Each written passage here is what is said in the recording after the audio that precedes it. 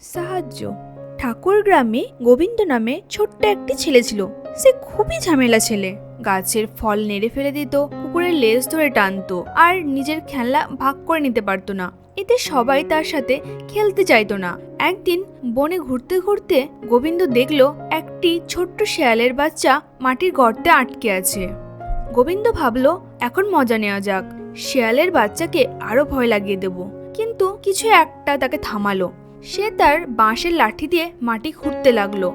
অনেক কষ্টে শেয়ালের বাচ্চাকে বের করতে পারলো সে। শেয়ালের বাচ্চা কৃতজ্ঞতায় কুঁচিয়ে ধন্যবাদ জানালো তাকে। এই ঘটনা গোবিন্দকে অনেকটা বদলে দিল। সে বুঝলো অন্যের কষ্ট দেখে মজা নেওয়া ঠিক না। তারপর থেকে সে আরো বেশি সাহায্য করতে শুরু করলো। প্রতিবেশীদের বাগানে জল দিত, ছোটদের খেলতে সাহায্য করত, এমনকি ঝগড়া হলে সবার মধ্যে মিটিয়েও দিত। সবাই গোবিন্দকে পছন্দ করতে লাগলো। এইভাবে গোবিন্দ বুঝলো অন্যের উপকার করলে নিজেরও মঙ্গল হয়। দয়া ও সাহায্যের হাত বাড়িয়ে দিলে জীবন অনেক সুন্দর হয়ে ওঠে। আমরা এখান থেকে জানতে পারলাম যে অন্যের দুঃখে সাহায্য করলে সবার জীবন সুন্দর হয়। ভালো ব্যবহার ও সহযোগিতা সবাইকে একসাথে আনে।